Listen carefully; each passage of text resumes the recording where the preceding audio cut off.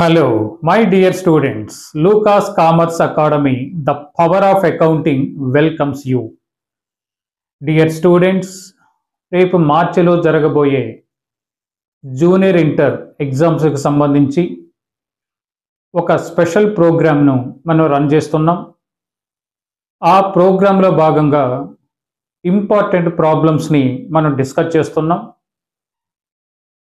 ఇందులో journal, ledger, subsidiary books, 3 columns cash book already మాట్లాడాను.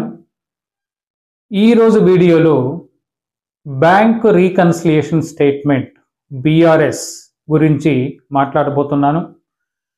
So this is the very important chapter even for foundation exam also. Okay, hence pay careful attention in this regard. Okay, so bank reconciliation statement shortcut గా దాన్ని BRS అని పిలుస్తాం. ఈ క్లాస్లో introduction part discuss చేద్దాం. Okay, so మంది business organisation కాబట్టి మన ఫామ్లోకి లార్జ్ స్కేల్లో క్యాష్ వస్తూ ఉంటుంది, పోతూ ఉంటుంది. సర్ప్లస్ క్యాష్ ఫామ్లో ఉంటుంది. అయితే సర్ప్లస్ క్యాష్ ఫామ్లో ఉండే బదులుగా మనం బ్యాంకులో అకౌంట్ ఓపెన్ చేసి మన సర్ప్లస్ క్యాష్ అంతా కూడా బ్యాంకులో డిపాజిట్ చేస్తాం. సో ఎప్పుడు అవసరమైతే బ్యాంకు నుంచి మనం డ్రా చేసుకుంటాం. అదేవిధంగా కస్టమర్స్ నుంచి లేదా డెటార్స్ నుంచి మనకి చెక్స్ వచ్చినప్పుడు ఆ చెక్స్ను బ్యాంకులో వేస్తాం for the purpose of collection. అదేవిధంగా క్రెడిటార్స్కి మనం పే చేయవలసినప్పుడు చెక్స్ మనం ఇష్యూ చేస్తాం.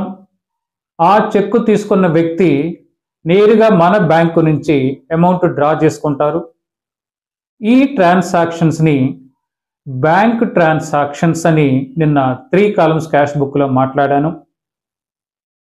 సో ఇక్కడ బ్యాంక్ ట్రాన్సాక్షన్ ఈ 4 అర్థం చేసుకుంటే మిగిలినవి ఈజీగా అర్థమవుతాయి.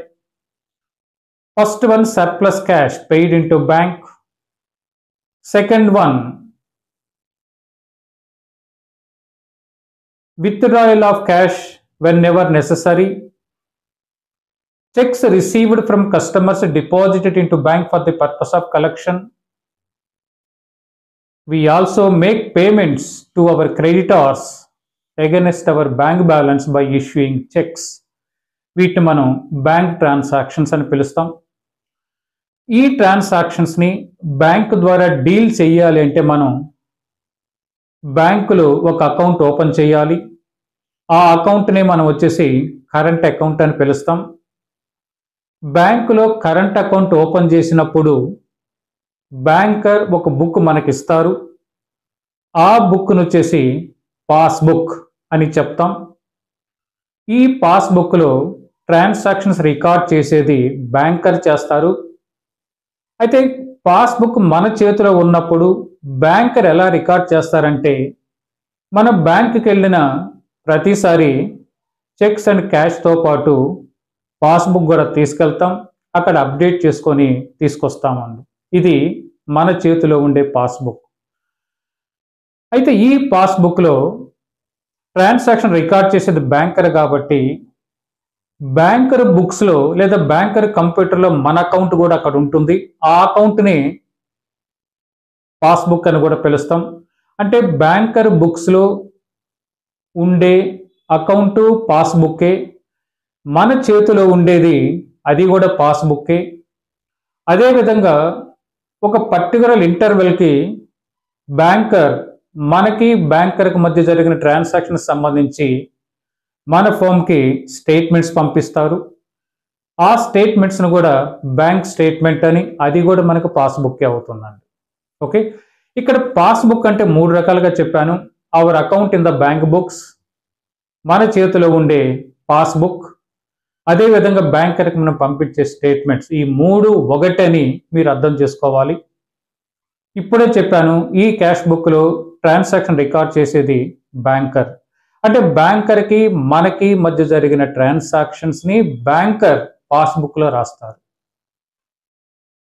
Being a businessman, we also record bank transactions in our book.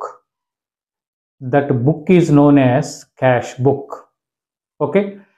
Banker ఎలా అయితే ట్రాన్సాక్షన్ పాస్బుక్లో రికార్డ్ చేస్తున్నారో, మనం కూడా వచ్చేసి బ్యాంకర్కి మనకి మధ్య జరిగిన ట్రాన్సాక్షన్స్ని ఒక బుక్లో రాస్తాం. ఆ బుక్ని క్యాష్ బుక్ అంటారు. ఇక్కడ క్యాష్ బుక్ అంటే మీనింగ్ ఏంటంటే 3 కాలమ్స్ క్యాష్ బుక్లో ఉండే బ్యాంకు కాలంని క్యాష్ బుక్ అని పిలుస్తాం. This is the very important. 3 columns cash బుక్లో మనకు వచ్చేసి debits and 3 columns, credits and 3 columns ఉంటాయి. First column discount column, second column cash column, third column bank column. ఆ బ్యాంకు కాలంని ఇక్కడ మనం క్యాష్ బుక్గా ట్రీట్ చేస్తాం. ఈ క్యాష్ బుక్లో ట్రాన్సాక్షన్ రికార్డ్ చేసేది మనం. అంటే పాస్బుక్లో ట్రాన్సాక్షన్స్ వచ్చేసి బ్యాంకర్ రికార్డ్ చేస్తారు. ఆ ట్రాన్సాక్షన్ ఏంటివంటే మనకి బ్యాంకర్ మధ్య జరిగిన ట్రాన్సాక్షన్స్. అదేవిధంగా క్యాష్ బుక్లో ట్రాన్సాక్షన్ మనం రికార్డ్ చేస్తాం. ఆ ట్రాన్సాక్షన్ కూడా మనకి బ్యాంకర్కి మధ్య జరిగిన ట్రాన్సాక్షన్స్. అంటే ఇక్కడ పాస్బుక్లో రికార్డ్ అయ్యే ట్రాన్సాక్షన్, క్యాష్ బుక్లో రికార్డ్ అయ్యే ట్రాన్సాక్షన్ రెండు ఒక్కటే.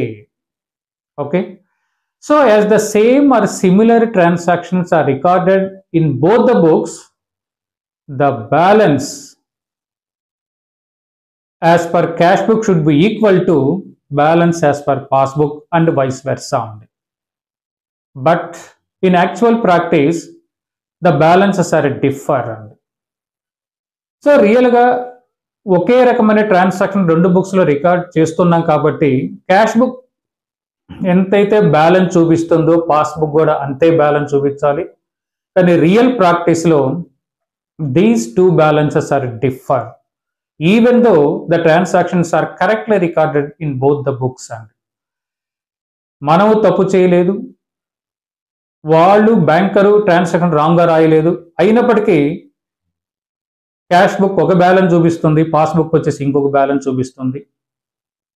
ఇలా బ్యాలెన్స్లు ఎందుకు డిఫరెన్స్ చూపిస్తున్నాయి అని తెలుసుకోవడానికి మనం ఒక స్టేట్మెంట్ ప్రిపేర్ చేస్తాము. ఆ స్టేట్మెంట్ని బ్యాంక్ రీకన్సిలియేషన్ స్టేట్మెంట్ అండి. ఓకే, సో క్యాష్ బుక్ ఒక బ్యాలెన్స్ చూపిస్తుంది, పాస్బుక్ ఇంకొక బ్యాలెన్స్ చూపిస్తుంది. ఈ రెండు బ్యాలెన్స్లు తేడా గల కారణాలు ఏంటి? ఆ కారణాలను మనం లెక్కలోకి తీసుకుంటూ మనం ప్రిపేర్ చేసే ఒక స్టేట్మెంట్ ఏమని పిలుస్తామంటే bank reconciliation statement. Main idea behind the preparation of bank reconciliation statement is to know the causes for the difference between balance as per cash book and balance as per passbook. ఈ bank reconciliation statement తయారు చేసేది మనం, అంటే organisation తయారు చేస్తుంది, banker కాదు. So for example మనకి cash book balance తేల్చాను. One thing you should remember here, cash book means the bank column of 3 columns cash book. Okay, so cash బుక్లో డెబిట్ సైడ్ మనకు రిసీట్స్ ఉంటాయి, క్రెడిట్స్ అండ్ పేమెంట్స్ ఉంటాయి. ఇవన్నీ మనం 3 columns cash బుక్లో మాట్లాడాను. సో ఇక్కడ మనకి క్యాష్ బుక్ బ్యాలెన్స్ తేలిస్తే 10,000 బ్యాలెన్స్ చూపిస్తుంది, పాస్బుక్ వాళ్ళు బ్యాలెన్స్ తేలిస్తే 8,000 బ్యాలెన్స్ చూపిస్తుంది. అంటే డిఫరెన్స్ 2,000 వచ్చింది. ఆ 2,000 డిఫరెన్స్కి కారణాలు ఏంటి?